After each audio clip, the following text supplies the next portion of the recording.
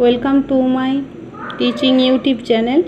আজ আমি তোমাদের সাথে আলোচনা করব দ্বিতীয় শ্রেণীর দ্বিতীয় পর্বে পাতা নাম্বার 123। চলো কী করে লেখা আছে দেখি। ওপরে লেখা আছে হাতে কলমে। প্রথমে কি কোশ্চেন দেওয়া আছে যে অতীত পাখি কবিতার কবি হলেন। আমি দেখো উত্তর লিখেছি সরল দে, তাই তো। দেখো দ্বিতীয় কোশ্চেন কি রয়েছে, অতীত পাখি বলতে কোন পাখিদের বোঝানো হয়েছে। দেখো আমি লিখেছি পরিযায়ী পাখিদের বোঝানো হয়েছে। 3 নম্বরে কি লেখা রয়েছে, কিভাবে অতীত পাখি আমাদের দেশে আসে। দেখো লিখেছি দূর থেকে উড়ে উড়ে অতীত পাখি আমাদের দেশে আসে। তারপর 4 নম্বর কি কোশ্চেন আছে, বছরের কোন সময়ে তাদের দেখা মেলে। শীতকালে তাদের দেখা মেলে। শীত শেষ হলে অতীত পাখিরা কি করে, শীত শেষে অতীত পাখিরা হিমের দেশে ফিরে যায়। বানান সহ করবে, বানান সহ।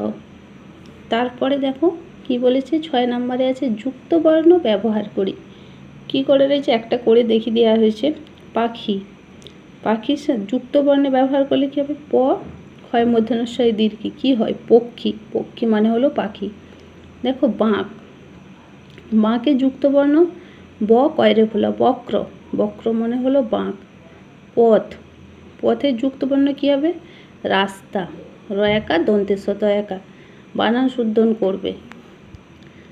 লাখ, লাখ মানে হলো লক্ষ্য, ল ক্ষয় মূর্ধন্যস্ব লক্ষ্য, যুক্ত বর্ণ ব্যবহার হয়েছে। দেখো হাজার মানে হলো সহস্র, দন্তেশ্ব হ দন্তেশ্বয় রফলা সহস্র।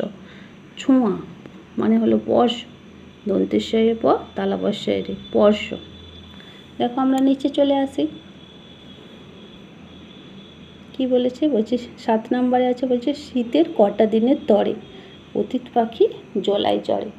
মানে শীতকালে, শীতকালে অতীত পাখিরা কোথায় থাকে, নালা, খাল, বিল, পুকুর আশেপাশে ভিনদেশি পাখিদের দেখতে পাওয়া যায়।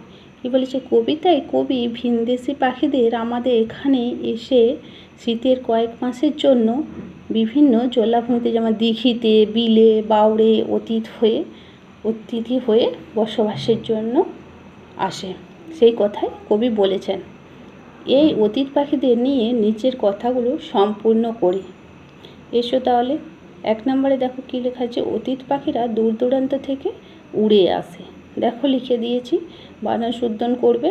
2 নম্বরে আছে সেই পাখিরা খাবার এবং আশ্রয়ের সন্ধানে আসে।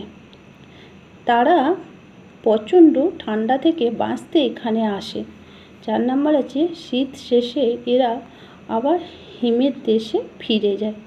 আমার ভিডিওটি ভালো লেগে থাকলে অবশ্যই লাইক ও কমেন্ট করে জানাবে।